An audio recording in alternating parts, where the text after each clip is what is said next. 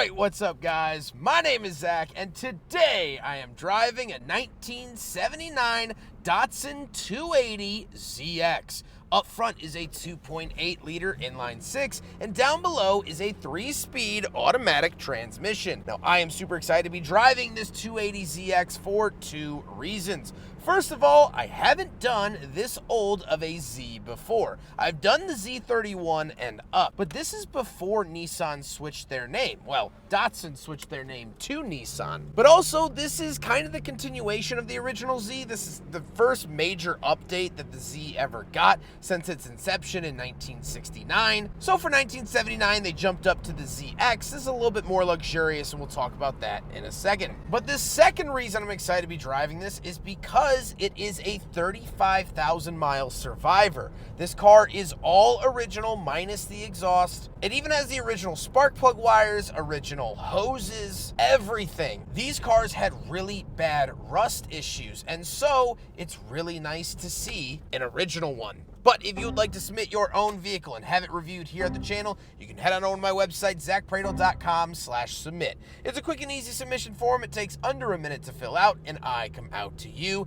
And if you'd like to see all my videos weeks or sometimes months in advance, you can head on over to my Patreon for only $5 a month. But let's get back to that 2.8 liter inline 6 under the hood, known as the L28. Well, it's a single overhead cam inline 6, and it's not a crazy power monster, about 135 horsepower. However, what it does offer is A, decent acceleration for the fact that this is around a 2,600 pound vehicle, but B, it is smooth. It is very, very smooth. And honestly, the 3-speed automatic is smooth too, but the engine makes good power. They're very reliable. They run for pretty much ever, and that was one of the major selling points of this car, although there are many that we'll talk about later on. Like I said, paired to it is a 3-speed automatic transmission. Now, of course, everyone wants the manual, but this is the automatic. It's fine. It does the job. It shifts. I'm not too worried about it. However, the owner says that sitting on the highway, you're almost at 4,000 RPM because you just run out of gears. So the manual is more fun to drive, more engaging, and has better highway cruising, but the automatic works here today, so I can't fault it. Last but not least, the Datsun 280 ZX is rear-wheel drive. So how does it feel to drive the 280 ZX? Well, as I mentioned, the ZX had a more focus on comfortable. It's not this cutting-edge bleeding sports car that it might have been a couple years earlier. So it has a nice cushy ride. It's enjoyable. This is a great cruising car. And of course, the automatic does incorporate that as well. The A-pillars are incredibly thin, so visibility is good. Ride quality isn't the best, but it's also not as harsh as a more hardcore sports car might have been. So it's nice in that regard. But honestly, just driving this 35,000 mile Datsun is that's the special treat. So let's get into that with the interior. Well, in front of me, I have 4 gauges. Off to the left is my fuel and speedometer, and off to the right is my tachometer and coolant temperature. We also do get this light in the center. This is a check light that will tell you when something's wrong. So you hit the check button, it'll tell you. This one, it says it has a battery fault because it just has a new battery that the car can't read the voltage of. So it's gonna forever say that, but very cool to see that in 1979, it had this like onboard checking system. On the steering wheel, we do get horn buttons as well as the Nissan Z badge. And off to the left, we have 2 tiny climate vents. We have our rear wiper as well as our gauge dimmer switch and rear defrost. And moving on to the door, we have our power window option. So not only is it cool that it gets power windows, but it actually has a driver's automatic power window on a separate switch. So the window switch to the far right, that's for the driver's window, but then if you want it to be automatic, it's the one in the middle.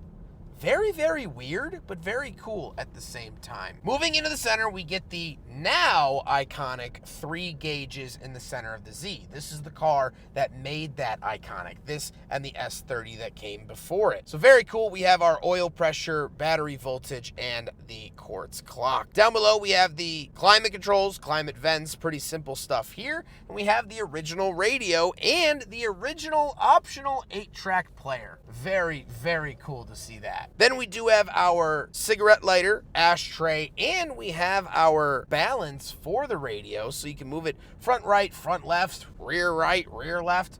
those sorts of things. Very cool to see all that. You get a nice 280ZX badge and the shifter. As I mentioned, it's automatic. It's nothing special, but the shifter feels good for what it is, so I like that quite a bit. Then we do have our power mirror adjustments. Again, a very nice option and a lot less bare bones than what you might be expecting out of a 280ZX. Then we do get a little center console and the seats. I love this interior. The seats are very blue. The whole interior is very blue, and they are very comfortable. I keep reiterating it. It is a very, very comfortable car, which is just fantastic. Now, throughout this blue interior, there aren't any cup holders. There are these little indents in the glove box, but this is for like a drive-in movie. They're not really cup holders. So, unfortunately, I have to fail the Datsun 280ZX for the big friggin' bottle test. But speaking of seats, we do have back seats, so let's go do a back seat review. All right, getting in the back of the 280, a place I can only imagine very few people have been. So, we're in the back. It's not comfortable, but I'm back here. Here's the thing. So, this is the 280ZX 2+2, meaning it has a back seat. You could also find them not 2+2. There wasn't any special designation. It just wasn't a 2+2. But it actually has a shorter roof. The two-seater has a shorter roof. It ends right about here and starts the hatchback right there. This actually has a longer side profile. So if you look at the side of a 280ZX, you're not sure if it's a 2+2 or not. You can tell by that roof line. Other than that, it's not very comfortable back here, although these seats do go down, which is nice. But this is the back of a very well-kept 35,000-mile Datsun 280ZX. Very cool. Let's hop around the very back. We'll take a quick look at the hatch, and then we'll talk about the looks. All right, getting in the hatch of the 280ZX, and as you can see, these are some tie-downs and straps and whatnot. If it did have a sunroof, or if it did have T-tops, I should say, which came later, these would be utilized for that, but they're just straps for now. In this giant side compartment is where the spare tire would live. You also do get a little compartment here.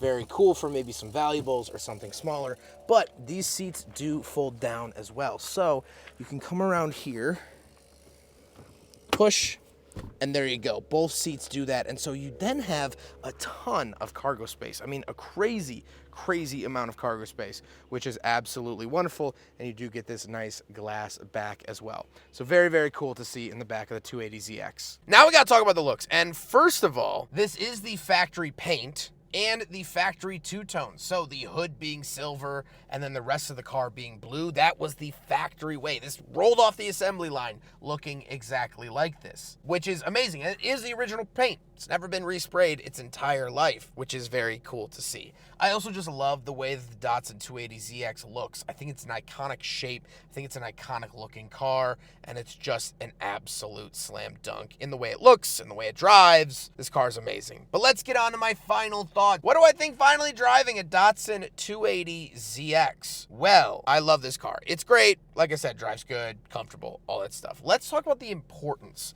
of the Z. Well, the Z debuted in 1969 with the 240Z. And throughout that time, throughout the 70s, they switched it up to the 260 for the 2.6 liter, and now the 280 for the 2.8 liter. We all know the Z.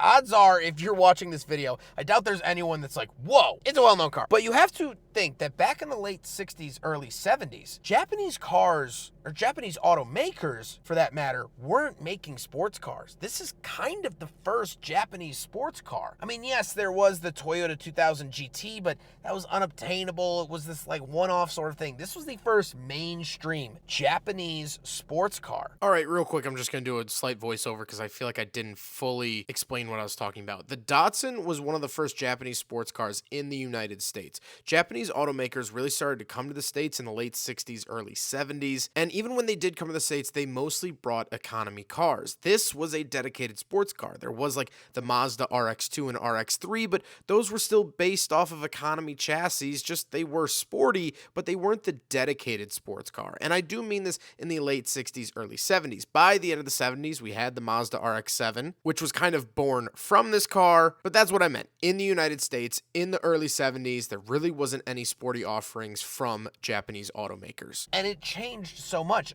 Mazda tried to replicate this with the Mazda RX-7, but this set the tone. Post-World War II, Japan started to build cars, and they started to make small, economical cars. This was a bigger car. This had a 6-cylinder almost unheard of. This was a car just for sporty driving, not the family. It didn't have to take everyone around. This wasn't a Bluebird station wagon. This was a dedicated sporty car, and this set that tone. If you look at a Mazda RX-7 that came in the late 70s, early 80s, this is a 1979 RX-7 in canary yellow. You could see the influences that the Datsun Z had on that car. It's just really impressive. And then to be driving one with such low mileage, such a well-kept example. I mean, it's really, truly something special. And so, at the end of the day, I love Japanese sports cars. I love Nissan and Datsun. I love Mazda, Toyota, Honda, all of them. But in instances like this, I have to take my reviewer cap off. I can't be critical of something like this, and I have to put my museum curator cap on. This is something that belongs in a museum. However, luckily for me, it's not, because I get to drive it, experience it, and you guys get to see the ins and outs of this car. I mean, look at this. I saved this till the end. Under the hood, there's a service light that you can turn on and off. It still works. That is the original bulb from 1979. It still works.